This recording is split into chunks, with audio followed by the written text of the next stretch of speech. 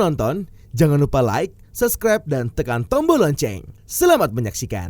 Novi Basuki memiliki pemahaman lain menyikapi pengaruh budaya Tionghoa Indonesia. Santri lulusan universitas di Tiongkok ini menilai kata pengaruh dalam budaya kurang tepat karena di satu sisi, kelompok yang mempengaruhi merasa dirinya besar dapat mempengaruhi budaya lain. Sedangkan yang dipengaruhi dianggap sebagai kelompok yang kecil karena mudah untuk dipengaruhi. Menurut Novi, yang perlu dilakukan adalah mencari titik temu atau persamaan antara budaya Tionghoa dengan budaya Nusantara. Upaya tersebut lebih bijak dibandingkan menggunakan kata pengaruh. Dengan mencari kesamaan maka dapat menyelaraskan dua budaya tersebut untuk jalan beriringan. Selain Novi, ada nama Dahlan Iskan yang juga hadir sebagai narasumber. Seminar yang mengangkat tema pengaruh budaya Tionghoa di dalam budaya Indonesia ini dimoderatori oleh Wakil Ketua Inti Bidang Pendidikan Robert Nyo. Novi yang banyak menulis buku tentang suku Tionghoa ini menjelaskan bahwa dirinya menemukan beberapa titik temu atau persamaan antara ajaran Tiongkok klasik dengan ajaran Islam. Novi mengungkapkan bahwa seorang filsuf Tiongkok abad ke-6 sebelum Masehi, Confucius, mengajarkan bahwa umat manusia senantiasa untuk berada di posisi tengah, tidak memihak ke kiri atau ke kanan.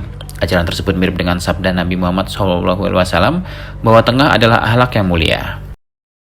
Novi mengajak masyarakat untuk mencari persamaan antara budaya Tionghoa dengan budaya Nusantara, bukan lagi mengklaim siapa yang mempengaruhi dan siapa yang dipengaruhi. Yang perlu kita tonjolkan bukan lagi kontribusi, bukan lagi pengaruh, tapi mencari titik temu. Sehingga kalau menggunakan istilah pengaruh, menggunakan istilah kontribusi, akan dianggap oleh orang-orang satu berada di posisi yang tinggi, sementara satu yang dipengaruhi ini berada di posisi yang rendah. Sehingga mungkin yang perlu ditonjolkan tadi adalah mencari titik temu, mencari unsur-unsur. Kalau unsur di dalamnya berarti ini adalah satu kesatuan, menjadi satu yang inklusif.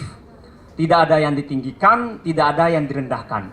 Saya belakangan mencoba untuk mencari persamaan-persamaan dari ajaran-ajaran Tiongkok, utamanya Tiongkok klasik, yang utamanya dipengaruhi oleh pemikiran Kongsi, dengan ajaran-ajaran Nusantara, utamanya ajaran-ajaran Islam. Dan 我发现其实有很多大同小异的地方，很多大同小异的地方， bahwa banyak sekali ajaran-ajaran Tiongkok klasik yang mirip sekali dengan ajaran-ajaran Islam. Saya sebut salah satunya. 孔子他提倡一个叫做中庸之道， bahwa Confucius menggalakkan suatu ajaran yang disebut sebagai Chungyung Zidao, ajaran tengah sempurna, diterjemahkan demikian oleh Matakin. Dan saya melihat dalam ajaran Islam juga ada satu ajaran yang mirip-mirip yang disebut sebagai ajaran Wasatiyah. Wasatiyah ini persis juga dengan yang diajarkan Confucius untuk tidak ekstrem kanan, untuk tidak pula ekstrem kiri. Saya menemukan satu pernyataan Confucius dalam kitab Lun Yu yang menyebutkan bahwa Chung Yung Zhiwei De Ye Qi Zhe Yi Hu. Dan ini mirip sekali dengan yang disabdakan Nabi Muhammad yang sering diajarkan di pesantren kami bahwa khairul umur awsatuha.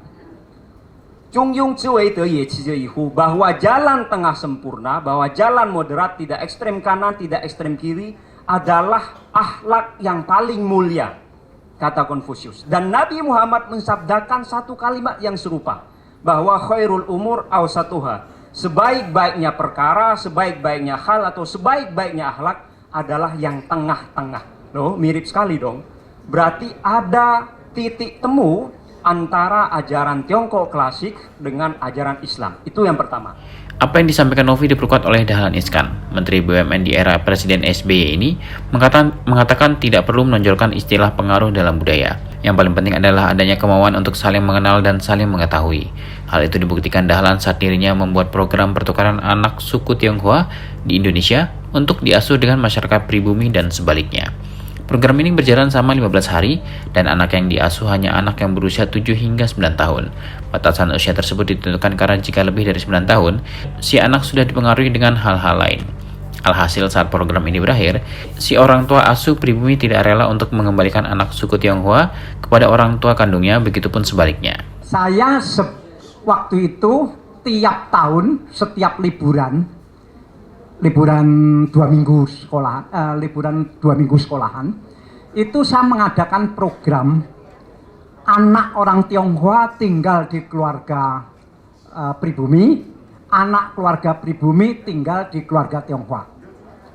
Mereka tidak boleh saling tahu. Yang tahu adalah kami. Jadi kami merahasiakan anak Tionghoa siapa yang mendaftar, ibunya siapa, pekerjaan apa, nggak boleh tahu. Yang tahu kami. Demikian juga yang dari pihak pribumi. Selama liburan mereka tinggal. Yang anak pribumi tinggal di keluarga Tionghoa di Surabaya ini. Yang anak Tionghoa tinggal di keluarga pribumi. Syaratnya umurnya antara 7 sampai 9 tahun. Karena kalau masih terlalu kecil, nanti kurang berarti dan mungkin orang tuanya juga nggak mau. Kalau sudah terlalu besar, juga sudah pikirannya sudah didahului oleh input-input yang lain. Nah, kemudian pada hari ke-15, mereka dikumpulkan. Orang tuanya, anaknya kumpul. Jadi satu, orang tua angkatnya kumpul. Dari hari itu baru tahu siapa mereka, anak saya tinggal di rumah siapa, anak mereka tinggal di rumah siapa, baru tahu di hari terakhir. Sebelumnya tidak boleh tahu. Supaya tidak ada perasaan yang aneh-aneh. Dan pada hari terakhir itu seperti drama. Nangis-nangis, besok mau pisah. Dan banyak keluarga Tionghoa yang minta supaya kamu tetap aja di rumahku, nggak usah pulang. Yang kedua juga begitu. Waduh, sangat mengharukan. Saya betul-betul menangis melihat itu. Dan itu tiap tahun saya adakan.